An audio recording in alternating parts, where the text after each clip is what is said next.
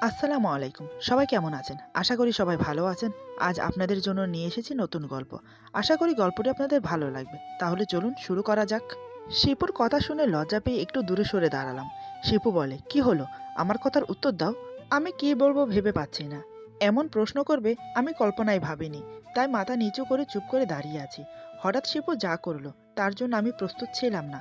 ভাবতে পারিনি এমন কিছু হবে। এরপর যা হলো। আমার নাম কেয়া চৌধুরী। ফ্যামিলিতে মা, বাবা, ২ ভাই আর আমি আছি। আমার বাবা একজন সরকারি উকিল। নাম মোহাম্মদ শফিক চৌধুরী। বড় ভাই আমেরিকা থাকে ফ্যামিলি নিয়ে। নাম মোহাম্মদ রাশেদ চৌধুরী। ছোট ভাই ঢাকার বিশ্ববিদ্যালয়ের অধ্যাপক। নাম মোহাম্মদ নয়ন চৌধুরী। আমি, মা, বাবা, ছোট ভাই একসাথে ঢাকায় থাকি। আমি সবে কলেজে ভর্তি হয়েছি। দেখতে খুবই সুন্দরী। গায়ের রং দুধে আলতা, আকর্ষণীয় ফিগার। সব মিলিয়ে বলতে গেলে একদম পারফেক্ট। সবার ছোট বলে মা বাবা আমাকে খুব আদর করে। ভাইয়াদের চোখের মণি আমি। কিন্তু আমাকে যতটা ভালোবাসে তার চেয়েও বেশি চিন্তা করে আমাকে নিয়ে।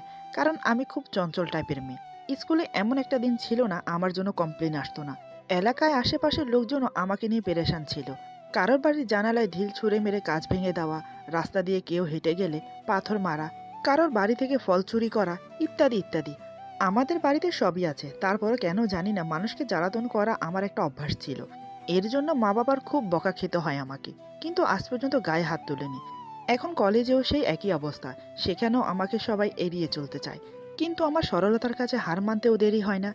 এরই মধ্যে কয়েকজন বন্ধু জোগাড় করে নিয়েছি। ৩ জন মেয়ে আর ২ জন ছেলে বন্ধু। কয়েকদিন আমার সাথে মিলে সবাই বুঝতে পারে আসলে আমি কেমন। জিদি হলেও মনের দিক থেকে খুব ভালো। ৬ মাস হলো আমি কলেজে আসছি। এরই মধ্যে সবার সাথে ভালোই পরিচয় হয়েছে আমার। একদিন মজা করে আমার বন্ধু অনিকের প্রেমিকার সাথে কথা বলি। অনিকের প্রেমিকা সেজে। সে আমার কথা শুনে সত্যি বিশ্বাস করে আমি অনিকের প্রেমিকা। মেয়েটা খুব কান্না করছিল আর আমি মুচকি হাসছি। আমার কাছে বেশ মজা লাগছিল। কথা শেষ করে ফোন কেটে দেই। আমি জানি এখন কি হবে। মেয়েটা অনিককে ফোন করে যা ইচ্ছে নয় তাই বলবে। এটাই তো স্বাভাবিক, কারণ মেয়েটার মন ভেঙেছে। সে তো আর এমনি ছেড়ে দেবে না। বেচারা অনিকের অবস্থা এখন দেখার মতো হবে। ইস, মিস করে গেলাম। পরের দিন সকালে কলেজে গিয়ে জানতে পারি মেয়েটা নাকি অনিকের সাথে ব্রেকআপ করে নিয়েছে। অনেক জানতে পারে কে এমন করেছে। আমি জানি এমন কিছু হবে, কারণ আমি আমার ছবি দিয়েছি। এসব বলছে আমাকে আমার বান্ধবী কলি। অনেক বেচারা এক কোণে বসে আমার দিকে তাকিয়ে আছে তীক্ষ্ণ দৃষ্টিতে। বুঝতে পারছি ও খুব রেগে আছে। আমি ওর পাশে গিয়ে বসি। আমি ওর হাতের উপর হাত রেখে বলি, "সরি রে, আসলে আমি বুঝতে পারিনি এমন কিছু হবে। আমি তো মজা করেছিলাম মাত্র।" অনেক হাত সরিয়ে নিয়ে রাগিত সুরে বলে, "সব কিছুতে ফাজলামো চলে না। তোর জন্য আজ আমার ব্রেকআপ হয়েছে। কেন এমন করিস তুই? কি মজা পাস মানুষকে কষ্ট দিয়ে? তোর জন্য আমার স্বপ্ন, আশা, আকাঙ্ক্ষা সব শেষ হয়ে গেল। আমি ওকে কতটা ভালোবাসি তুই জানিস? ও আমার কাছে কতটা গুরুত্বপূর্ণ ছিল সেটা তোকে বলে কোনো লাভ নেই। তুই মানুষের কষ্ট দেখতে পাস না।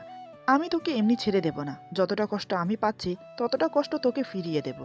তখন বুঝতে পারবি কতটা কষ্ট হয় আপনজনকে ছেড়ে থাকতে।" এই বলে অনিক চলে গেল। আমি চুপ করে শুনে যাচ্ছি আর অনিকের চলে যাওয়ার দিকে তাকিয়ে আছি। কলি একটু রেগে গিয়ে বলে, "আচ্ছা, তুই এমন কেন বলতো? কবে তোর আক্কেল জ্ঞান হবে? অনেক তোকে এতগুলো কথা বলে গেল, তোর মাঝে কোনো রিয়েকশন নেই। তুই কোন ধাতুর তৈরি ভাই? কেনই বা তুই অনিকের গার্লফ্রেন্ডের সাথে কথা বলতে গেলি? বেচারা অনিক, ওর মনের ওপর দিয়ে কি চলছে বলতো? মেয়েটাকে ও খুব ভালোবাসতো। তুই এমন কেন করিস? কি মজা পাস মানুষকে কষ্টে দেখে? দেখ, সব ছেড়ে ভালো হয়ে যা।" আমি হো হো করে হেসে উঠে বললাম, "আমার কাছে খুব মজা লাগে এমনটা করতে। আর আমি তো ভালোই আছি। আর ভালো হব কি বলতো? মেয়েটা কোন বোকা, কোনো কিছু যাচাই না করে ব্রেকআপ করে নিল।" এই নিয়ে ২ বান্ধবী কিছুক্ষণ কথা বলে নিলাম। তারপর বাড়ি চলে এলাম। ওইদিকে অনেক আমাকে শায়েস্তা করার জন্য লেগে পড়েছে। এমন কিছু করতে হবে মানুষের কেমন কষ্ট হয় সেটা যেন হাড়ে হাড়ে টের পায়। এই মাসের ১৫ তারিখে সঙ্গীত সম্মেলনের অনুষ্ঠান হবে কলেজে। তারই আয়োজন চলছে। হাতে আর বেশি সময় নেই, তাই কলেজের সবাই পার্টিসিপেট করবে। দেখতে দেখতে অনুষ্ঠানের দিন চলে এলো। দলে দলে সবাই রেডি হয়ে উপস্থিত হলো কলেজ আঙিনায়। বড় করে স্টেজ তৈরি করা হয়েছে। সেখানে কলেজের ছাত্রছাত্রী, টিচারেরা সবাই উপস্থিত আছে। শুধু তাই নয়, বাইরের অনেক মান্যগণ্য লোক উপস্থিত আছে। আমরা ৫ বান্ধবী শাড়ি পরে এসেছি। আমাদের থেকে একটু দূরে ৫-৬ জনের একটা ছেলের দল বসে আছে। ছেলেগুলোকে দেখে মনে হচ্ছে এই কলেজে পড়ে না, হয়তো অনুষ্ঠান দেখতে এসেছে। কিন্তু তাদের মধ্যে একটা ছেলেকে দেখে আমার চোখ আটকে যায়। ছেলেটা দেখতে অসম্ভব সুন্দর, গায়ের রং ফর্সা, উচ্চতা ৫ ফুট ৬ ইঞ্চি হবে আনুমানিক। মাথার চুলগুলো হালকা গোল্ডেন কালার, চোখ দুটো নিখুঁত দীপ্তিময়। তাকানোর দৃষ্টি খুবই প্রখর। যেভাবে তাকায় মনে হয় অন্তরের কথা পড়ে নিচ্ছে। প্রথমত আমি দেখে চোখ সরাতে পারলাম না। একদম ক্রাশ খেয়ে গেছি। সম্বিত ফিরল আমার বান্ধবী সুজাতার ডাকে। সে বলে, কি রে, এমন করে তাকিয়ে কোথায় হারিয়ে গেছিস?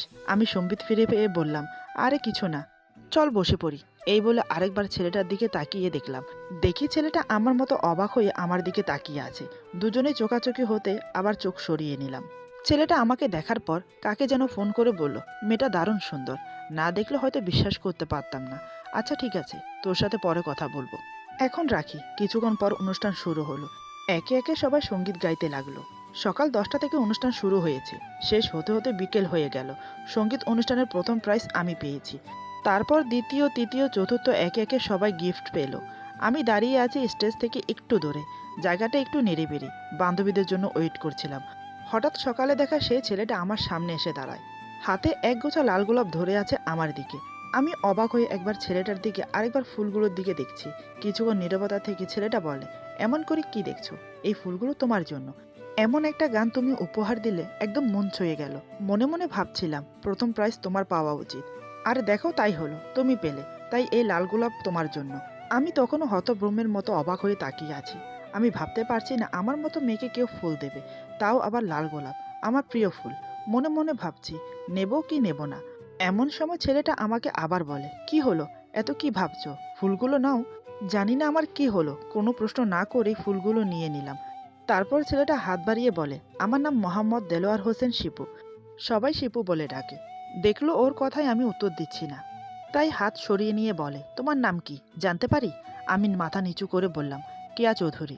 আমার নাম শুনে শিপু বলে, বাহ, তোমার মতো তোমার নামটা খুব সুন্দর। নামের সাথে সাথে তোমার সৌন্দর্যের অনেক মিল আছে।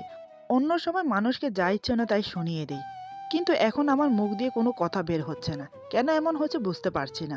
হঠাৎ আমার বান্ধবীদের আসতে দেখে শিপু বলে, আজকের মতো আসছি, কাল আবার দেখা হবে কলেজ ছুটির পর।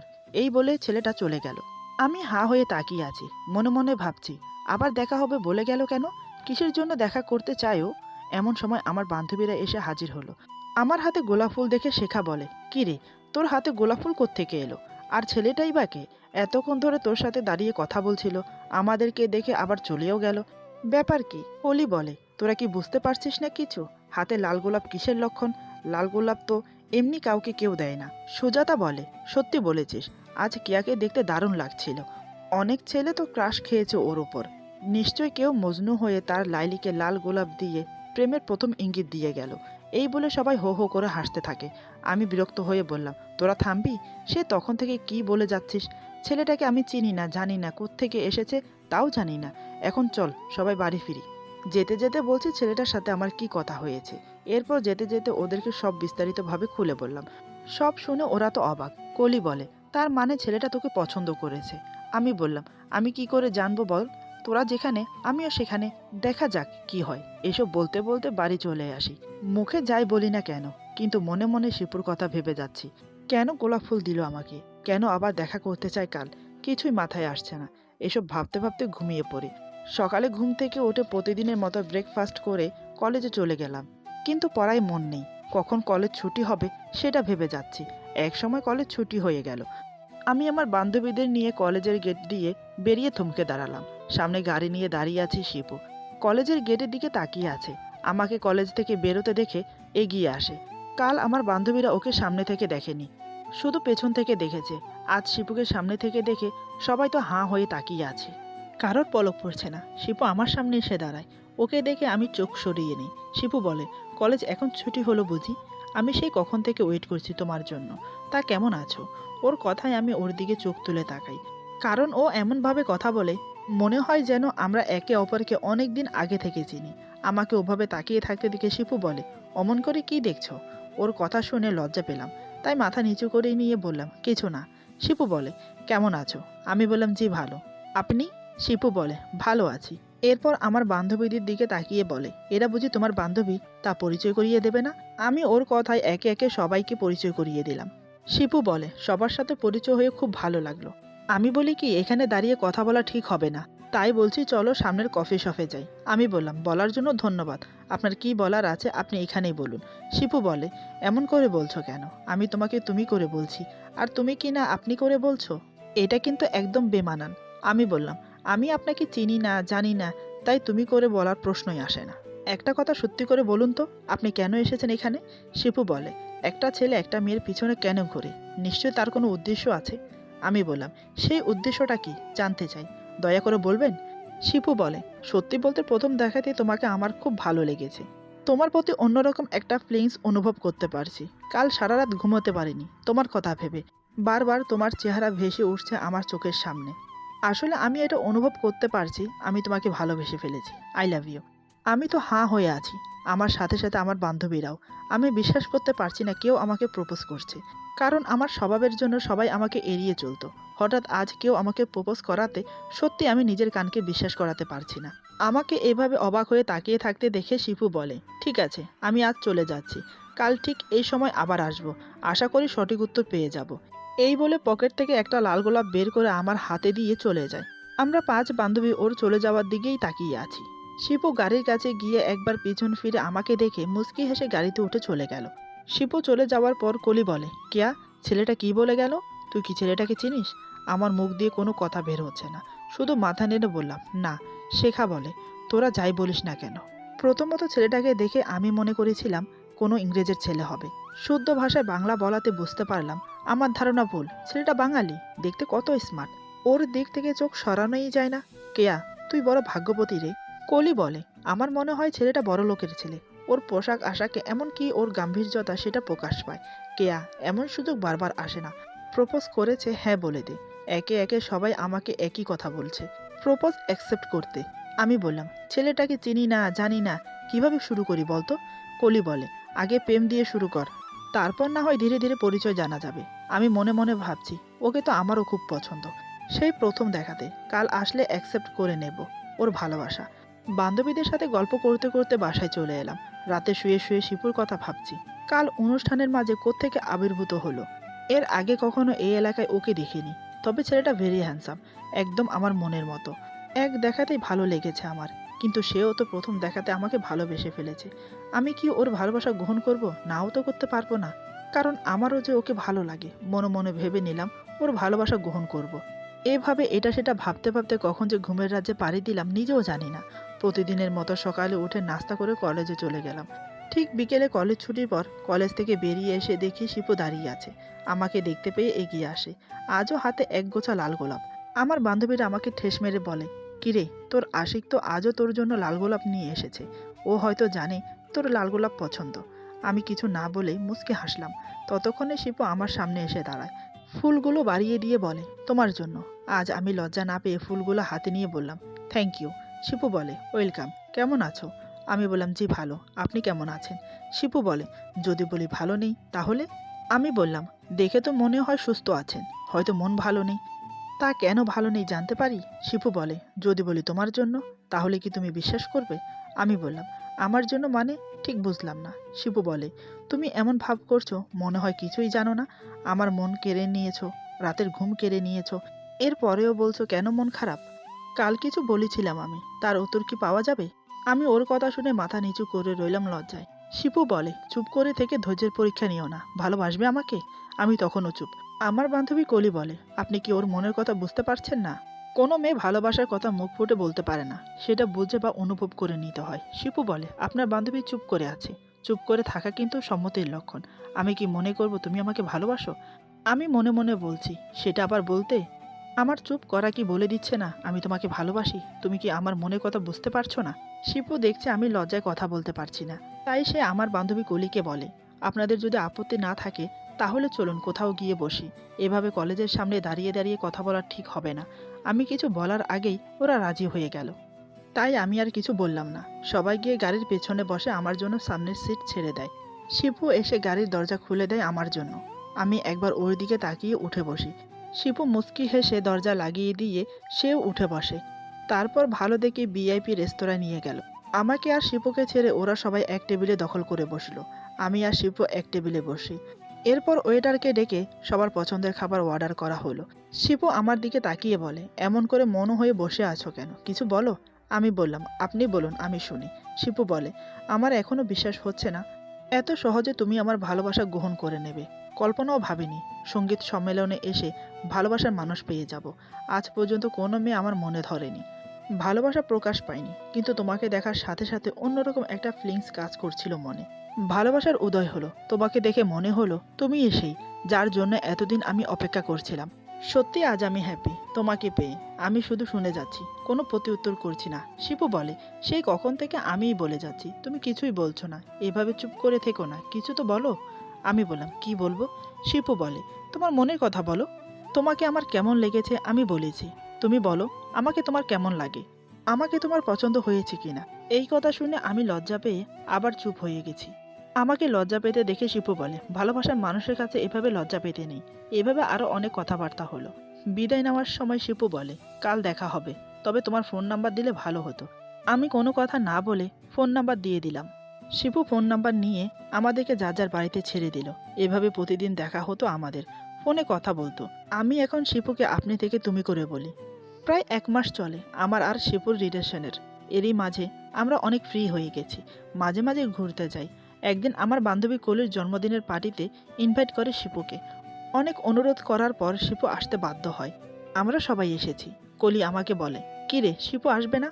আমি বললাম, ও তো বলেছে আসবে। আমার কথা শেষ না হতেই শিপু এসে হাজির। শিপু আমাকে দেখে চোখ সরাতে পারছে না, একদম আমার সামনে এসে দাঁড়িয়ে আমার চোখে চোখ রাখে। আমিও ওর দিকে তাকিয়ে আছি। আমাদের কাণ্ড দেখে কলি কাশি দেয়। ওর কাশিতে আমাদের সম্বিত ফিরে। শিপু হাতের গিফট এগিয়ে দিয়ে কলিকে উইশ করে। কলি গিফট হাতে নিয়ে থ্যাংক ইউ বলে। তারপর আমার উদ্দেশ্যে বলে, এখানে অনেক মানুষের ভিড়, তুই একটা কাজ কর, শিপুকে নিয়ে আমার রুমে চলে যা, সেখানে কেউ যাবে না। আমি বললাম, তুই কি পাগল হলি? এসবের প্রয়োজন নেই। শিপু বলে, কলি তুমি ওর কথা শোনো না। তোমার রুমটা কোন দিকে আমাকে একটু দেখিয়ে দাও, আমি কেয়ার সাথে আলাদা কথা বলতে চাই। শিপুর কথা মতো কলি আমাদেরকে ওর রুমে নিয়ে গেল। আমাদেরকে ওখানে রেখে ও চলে গেল। কলি চলে যাওয়ার পর শিপু দরজা লাগিয়ে দিল। আমি বললাম, তুমি দরজা লাগিয়ে দিলে যে? শিপু বলে, তোমাকে আমাকে একসাথে কেউ দেখে না ফেলে তাই। দরজা লাগিয়ে শিপু ধীরে ধীরে আমার সামনে এসে দাঁড়ায়। আমার চোখে চোখ রেখে বলে, তোমাকে আজ খুব সুন্দর লাগছে, ব্ল্যাক শাড়িতে অপূর্ব লাগছে। এই বলে আমার হাত ধরে বলে, আই লাভ ইউ। আমি তোমাকে সত্যি ভালোবাসি। আমি বললাম, তা তো আমি জানি তুমি আমাকে ভালোবাসো। শিপু বলে, তুমি তো জানবেই, কারণ আমি আমার ভালোবাসা প্রকাশ করেছি। কিন্তু তোমার ভালোবাসা এখনো প্রকাশ পায়নি। আমি বললাম, সেটা কি রকম? আমি কিন্তু তোমাকে উত্তর দিয়েছি, বলেছি আমিও তোমাকে ভালোবাসি। শিপু বলে, শুধু বললেই হলো? আমার যে আরও কিছু চাই। আমি বললাম, কি চাও বলো? শিপু বলে, যা চাইবো দেবে। আমি বললাম, আগে তো বলো কি চাও।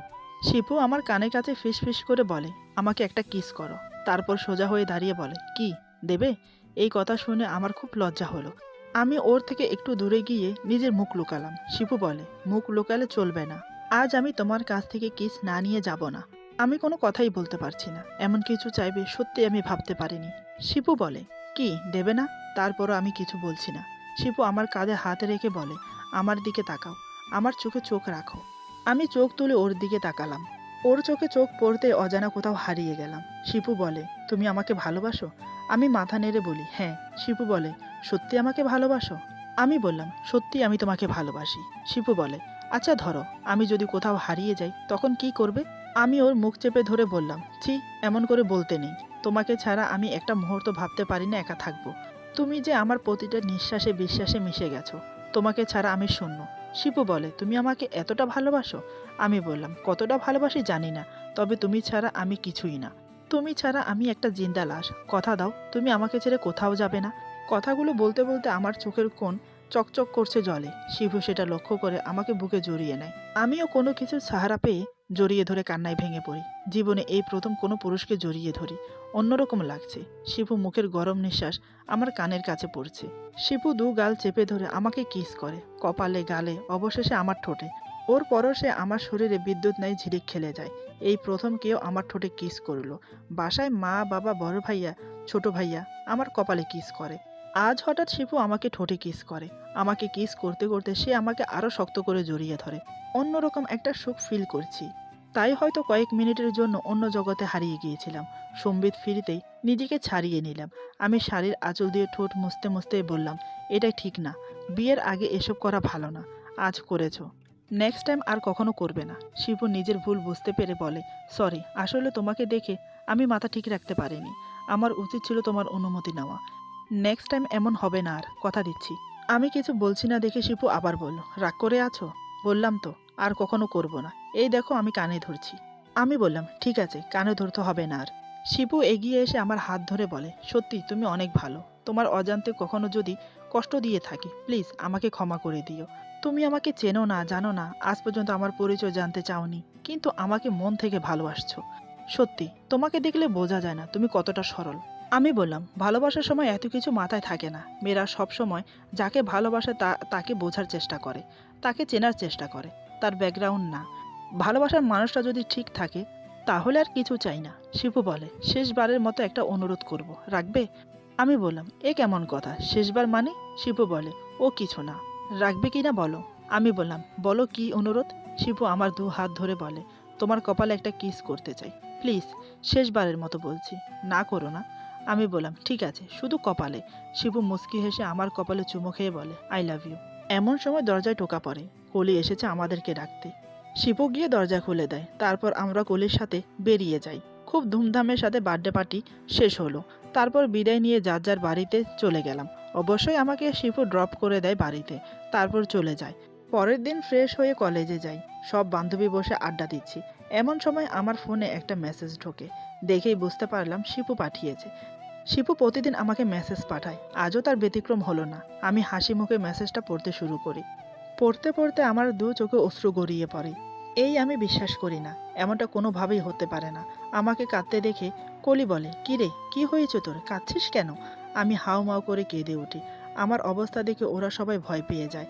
এরপর যা হলো, আজকের গল্প এখানেই সমাপ্ত। গল্পের বাকি অংশ পেয়ে যাবেন আগামী পর্বে। সবাই ভালো থাকবেন, সুস্থ থাকবেন, আল্লাহ হাফেজ।